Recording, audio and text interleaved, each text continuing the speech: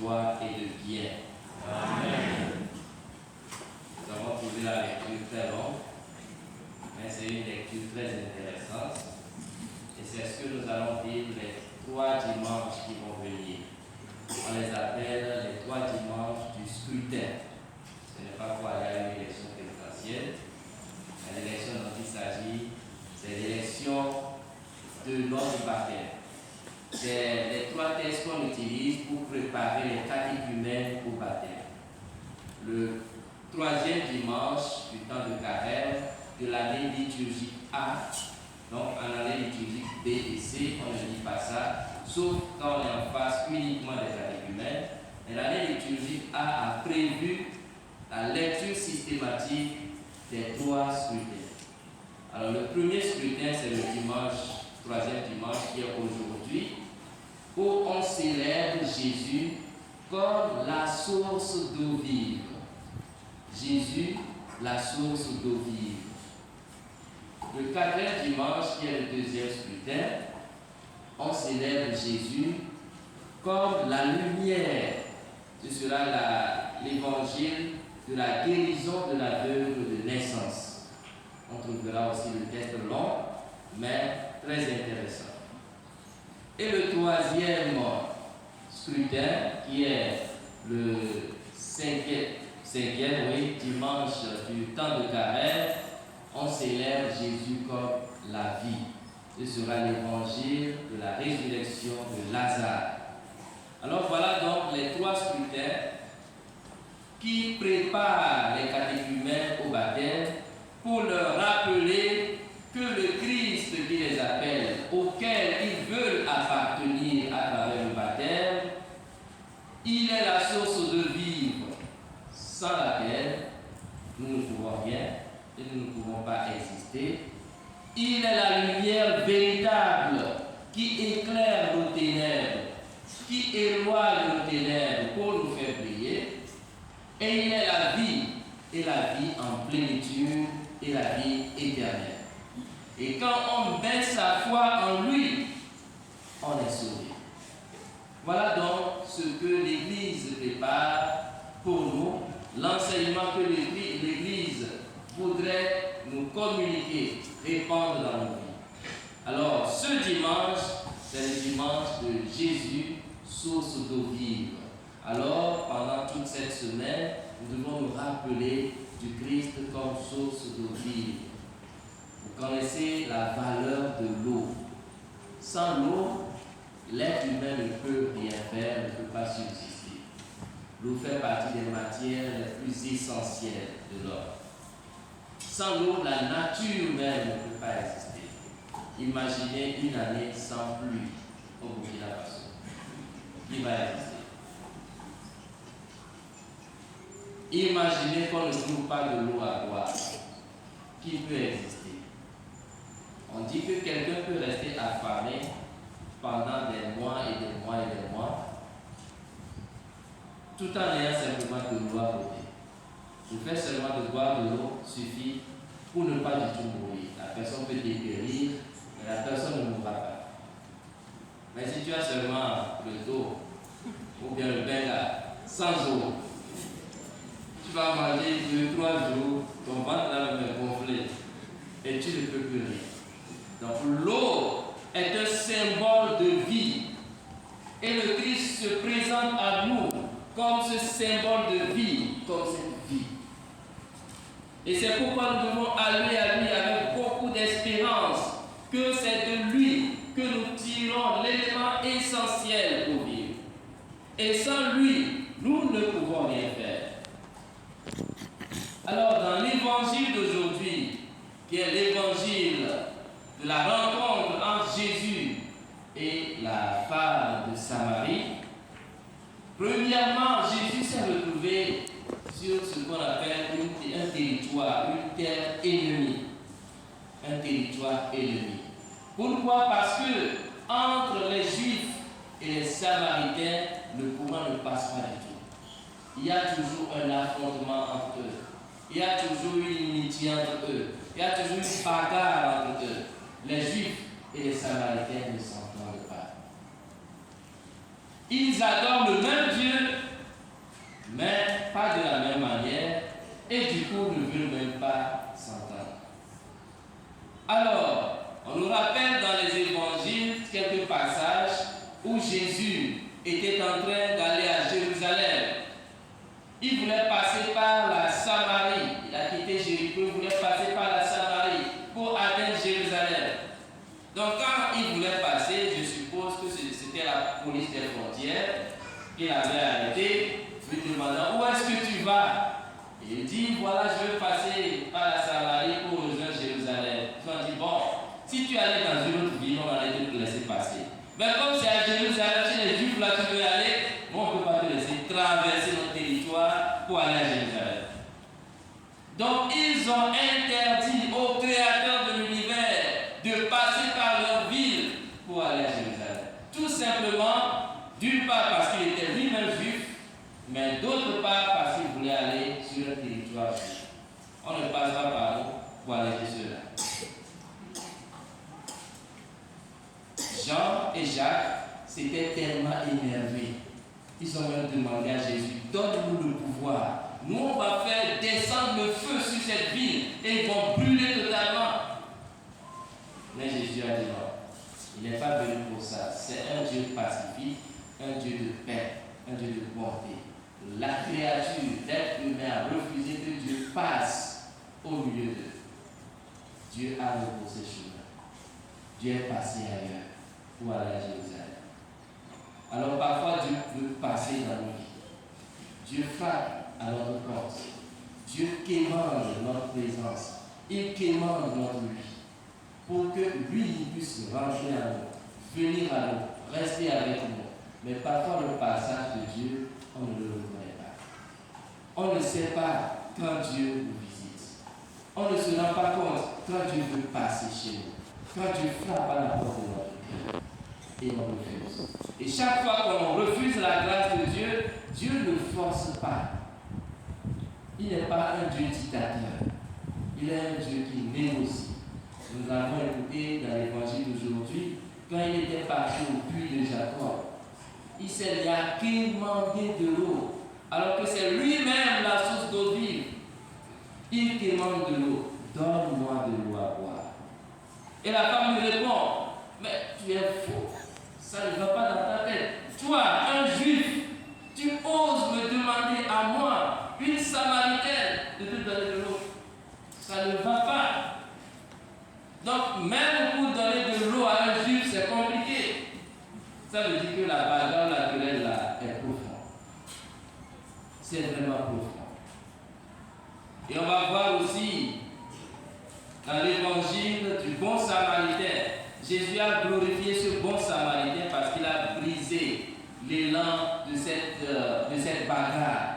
Quand l'homme était blessé sur le chemin, c'était un samaritain qui avait pris soin de lui. Celui qui était blessé était un juif et celui qui l'a soigné, c'était un samaritain. Jésus voulait annoncer une sorte de réconciliation. Et c'est ce qu'il faut pour nous.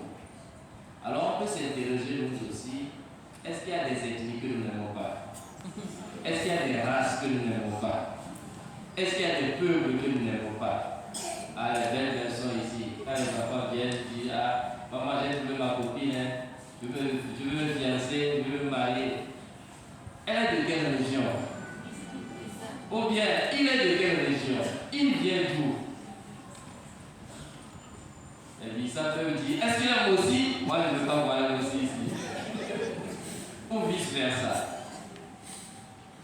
Alors, il y a toujours cette inimitié envers certains peuples, contre certains peuples. Peut-être à cause de leur culture qui est différente de notre culture, à cause de leur comportement qui est différent de notre comportement, à cause peut-être des expériences que nous avons vécues, ou que nos grands-parents ont vécues, ou que quelqu'un a vécu. Mais Jésus, lui, il prend chaque être de façon individuelle. Alors il s'agit d'aller connaître la personne.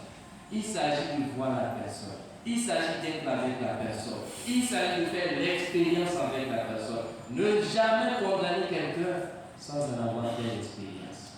Ne jamais catégoriser les gens et les mettre dans un placard et étiqueter. Vous, ça ne peut pas marcher entre nous et vous. Voilà. Quand on met dans le placard l'étiquette, quelle que soit la bonté de la personne, on ne trouve que du mal dedans. On ne trouve que du mal. Alors quel est notre rapport avec les peuples que nous n'aimons pas? Quel est notre rapport avec les ethnies que nous n'aimons pas? Quel est notre rapport avec des classes sociales que nous n'aimons pas? Alors c'est à nous de nous interroger. De la même manière où moi aussi je vois des peuples que je n'aime pas, de la même manière d'autres me voient aussi et ne m'aiment pas. Alors ce que je ne voudrais pas que les autres fassent pour moi, je ne dois pas le faire pour cette personne. Jésus ne veut pas que les gens le rejettent. C'est pourquoi il prend l'initiative d'aller à la rencontre des autres, même avec les peuples qui ne l'aiment pas. Essayons de changer un peu notre mentalité. Ça fait partie des principes de Carême, l'amour du prochain. Ce n'est pas un amour sélectif, c'est un amour inclusif. Alors c'est important d'avoir cet amour. Et quand on rencontre quelqu'un d'un peuple qu'on n'arrive pas à aimer, ou bien qui se comporte de façon bizarre, en tant que chrétien, notre devoir de miséricorde, c'est de prier pour cette personne. Pas de façon générale en disant vous faites toujours comme ça, non. Sur un acte, des actes concrets que la personne aurait posé, je peux prier pour cet acte et je peux avertir la personne sur ce mal que la personne fait. Ça fait 2 œuvres de miséricorde spirituelle. Parmi les œuvres de miséricorde spirituelle, il y a le qui dit avertir les pécheurs. Ça fait partie des œuvres de miséricorde spirituelle. Et ensuite, prier pour les vivants et les morts. Ça fait partie aussi des œuvres de miséricorde spirituelle. Alors quand on dit d'aimer le prochain, d'aimer l'ennemi, d'aimer celui dont le comportement ne nous plaît pas, d'aimer les peuples dont les comportements ne nous plaisent pas, il ne s'agit pas de canoniser tout ce qu'ils font en mal comme si c'était un bien. Il s'agit aussi de dire concrètement tel ou tel acte, tel ou tel geste que vous avez posé, que tu as posé, qui n'est pas bien. Et si tu continues comme ça ne va pas te donner la vie en plénitude, la vie éternelle. Donc c'est un devoir de chrétien d'avertir les pécheurs, tout en sachant que soi-même on est pécheur aussi. Et l'avertissement que tu donnes à l'autre, ça revient aussi à toi premièrement. Toi-même, tu dois mettre ça en pratique. Alors c'est le premier élément que je voudrais souligner dans ce évangile qui est si magnifique. Jésus qui va à la rencontre d'une Samaritaine, qui va sur le territoire samaritain. Et qui est cette femme? Ce n'était pas une femme juste, c'était pas une sainte femme. C'est une femme, aujourd'hui, on peut l'appeler presque une prostituée, ou bien on peut l'appeler une femme débauchée, ou bien on peut l'appeler une femme instable. Il y a tellement de femmes à Jérusalem, il y a tellement de femmes à Samarie, mais Jésus choisit d'aller à la rencontre de celle-là, d'être en contact direct avec elle, de discuter avec elle, de dialoguer avec elle. Jésus reste dans sa logique. Je ne suis pas venu appeler les bien portants, mais les pécheurs. Je ne suis pas venu appeler les justes, mais les pécheurs. Alors, chacun d'entre nous devons nous rendre compte que nous sommes cette Samaritaine que Jésus rencontre. Parce que, au fond de notre cœur, il y a cette part d'égarement qui existe toujours. Il y a cette part de désobéissance de Dieu qui existe. Il y a cette part d'infidélité qui existe. Il y a cette part de paganisme qui existe au fond de notre cœur. Chacun de nous, en s'examinant, pourrait se rendre compte qu'à des moments donnés, on s'égare de Dieu. Alors, qui donc parmi nous peut lever son doigt et dire, moi je suis saint, moi je suis juste, moi je suis parfait? Est-ce que ça existe parmi nous? Peut-être qu'il y a qui sont justes. En tout cas, le pape dit que lui est pécheur. Chaque fois qu'il rencontre quelqu'un, il dit, prie pour moi. C'est la phrase célèbre du pape François. Chaque fois, quand il rencontre les gens, il dit, prie pour moi ou priez pour moi. Alors, s'il y a des justes parmi nous, vous pouvez nous montrer votre secret, et nous aussi on va l'emprunter. Il y a un évêque qui faisait une conférence de carême un jour, et il disait justement que Jésus n'est pas venu pour les pécheurs, que pour les justes, plutôt il est venu pour les pécheurs. Il n'est pas venu pour les bien portants, mais pour les malades. Et donc, si tu n'es pas malade, si tu n'es pas pécheur, il n'est pas venu pour toi. Alors, une vieille dame dans l'assemblée, ça l'a dit que c'était même pas encore l'heure des questions, mais elle a dû crier. Et nous qui avons suivi Jésus depuis notre enfance jusqu'à notre vieillesse, maintenant on nous dit qu'il n'est pas venu pour nous. N'est-il pas venu pour nous? Et l'évêque lui dit, madame, je suis désolé, mais il n'est pas venu pour vous. Il n'est pas venu pour vous parce que vous êtes déjà saints. Si vous pensez que vous êtes saints et que vous êtes sans tache, sans péché, et que vous êtes comme une ange descendu du ciel parmi vous, alors il n'est pas venu pour vous. Mais le jour où vous reconnaîtrez qu'il y a des imperfections en vous, qu'il y a des désobéissances en vous, qu'il y a des égarements en vous, alors vous saurez qu'il est venu pour vous. Voilà donc le Dieu qui va à la rencontre de la Samaritaine, qui va à la rencontre de cette femme pécheresse, que nous sommes, que chacun d'entre nous sommes. Alors quand Jésus va à la rencontre de cette pécheresse, Jésus lui dit, donne-moi de l'eau à boire. En fait, c'est la quête même de Dieu chaque jour. Il dit qu'il est à la porte de notre cœur, il frappe. Il frappe à cette porte pour que nous puissions lui ouvrir notre cœur, pour que nous puissions le laisser entrer en nous, pour que nous puissions le laisser demeurer en nous. Il nous demande de le choisir, de lui donner à lui de l'eau à boire. Parce qu'en lui donnant de l'eau à boire, c'est lui plutôt qui nous plie la terre complètement. C'est lui qui nous tombe totalement. Alors, chaque fois qu'on dit que Jésus frappe à la porte de notre cœur, que Jésus quémande dans lui, eh bien, il y a toujours une réticence de notre part. On sait que bon, on veut lui ouvrir notre cœur, on veut lui donner notre vie, mais on sait en même temps qu'il y a une partie de nous qui est toujours résistante et qui ne veut pas céder. On prend des résolutions, on rentre à la maison, tout de suite on est piétiné, on retourne à l'arrière. Alors, le Seigneur, oui, il frappe toujours à la porte. Non pas parce que nous sommes justes, mais parce qu'il veut notre volonté de cheminer avec lui. Si tu savais le don de Dieu, disait-il, c'est toi qui m'aurais demandé de te donner à boire, et je te donnerai de l'eau, de l'eau vive, de l'eau de l'éternité. Alors c'est à nous aujourd'hui de répondre à l'appel de Dieu qui nous dit, donne-moi de l'eau à boire. En fait, comme on l'a dit, l'eau c'est la vie, donne-moi ta vie, nous dit Jésus. Donne-moi ta vie, donne-moi ton être en entier. Ne garde rien pour toi. Donne-toi à moi, moi qui donne la vie, moi la source d'eau vive. Donne-toi à moi, que cette phrase résonne dans notre cœur. Donne-toi à moi.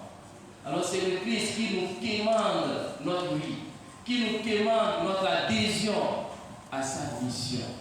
Il ne veut perdre aucun de ses enfants, aucune de ses créatures. Laissons Jésus pénétrer dans notre vie. Laissons Jésus entrer dans notre vie. Laissons la place à Jésus. Faisons-lui confiance. Dans la deuxième lecture, il dit « L'espérance ne déçoit pas ». Vous voyez, nous vivons parfois des situations difficiles, des situations compliquées, des situations qui nous dépassent. Mais dans ces situations, le Christ quémande notre vie.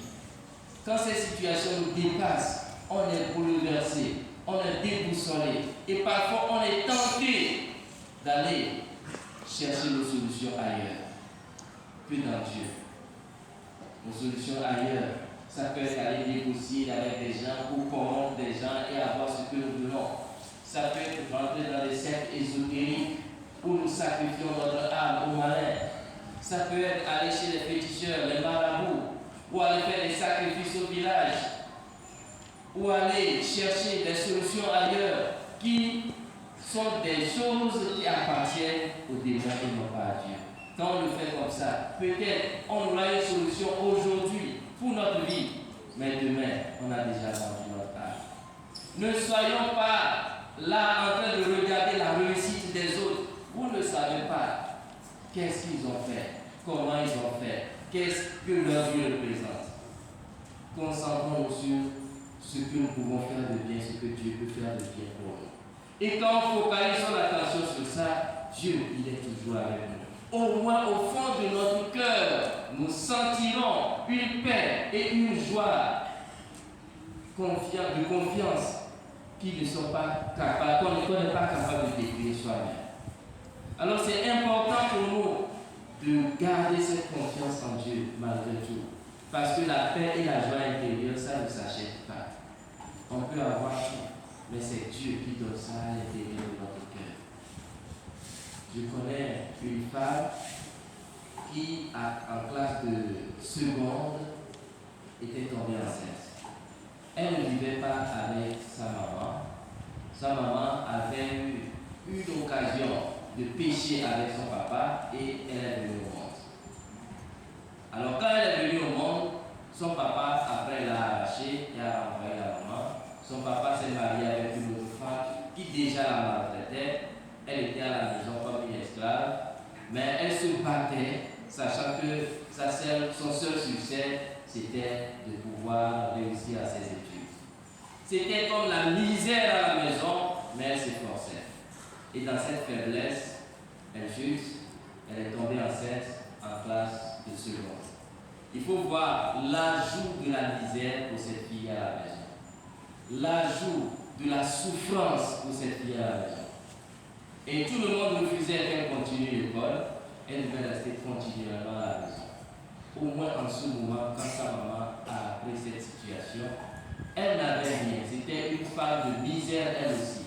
Mais elle est venue de loin pour récupérer discrètement sa fille, aller l'inscrire dans une école.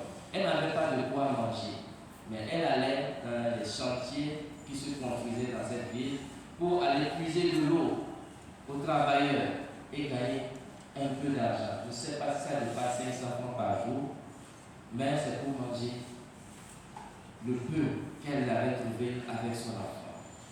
C'est comme ça, elle a réconforté son enfant, disant à son enfant, un enfant n'a jamais été une malédiction, mais toujours une bénédiction. Tu es enceinte, mais moi je ne veux pas que ce qui m'est arrivé t'arrive. Moi je n'ai pas eu la chance d'aller à l'école, tu as eu la chance d'être en seconde, tu vas poursuivre, on va se battre. Et c'est comme ça, sa maman l'a encouragée à aller à l'école avec la grossesse. Et elle est partie. Maintenant, quand elle est arrivée en classe de terminale, il y avait dans sa classe un garçon tellement intelligent, qui est toujours premier de la classe avec une moyenne extraordinaire.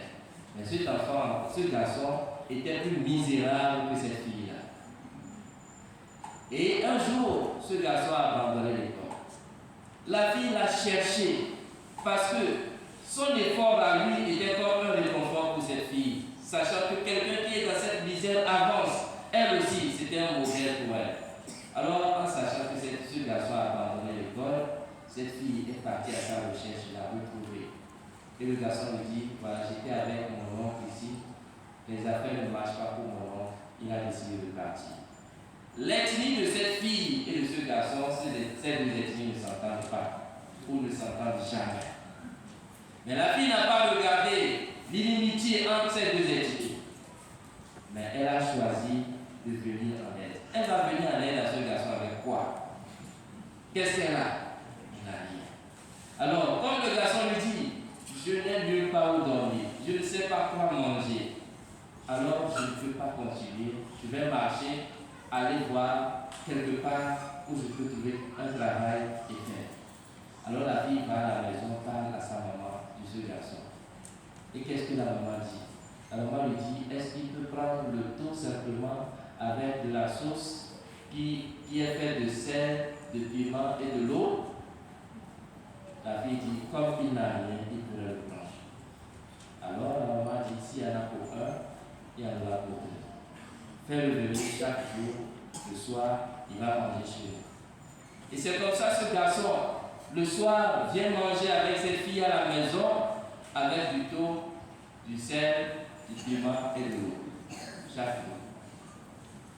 Et elle retournait dormir à l'école. Il retournait plutôt dormir à l'école. Mais ça ne l'a pas empêché d'être premier de la classe. Et ce qui est bizarre, cette fille qui a eu une grande charité et qui s'est battue, arrivée au bac, elle a échoué. le garçon est arrivé. Et le garçon est parti. Elle pourrait se poser la question au bon Dieu, qu'est-ce que j'ai fait?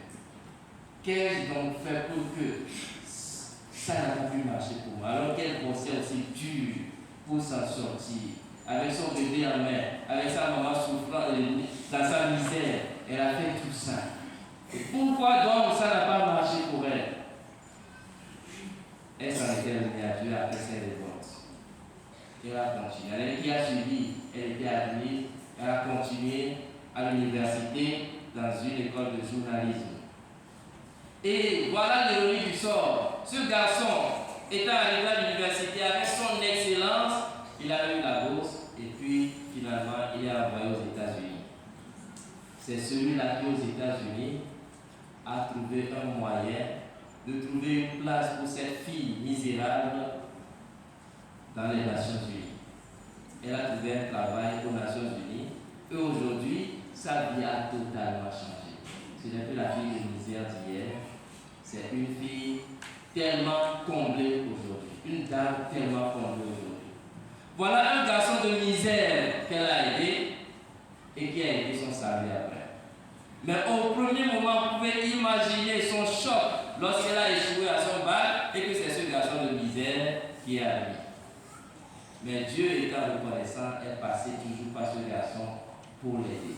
Et alors, signe de reconnaissance et de sa foi chrétienne, elle est repartie chez sa marade qui l'a maltraitée pendant des années. Elle lui a construit une maison pour qu'elle habite dedans. Et plus elle fait ce bien, plus elle a de promotion dans son service.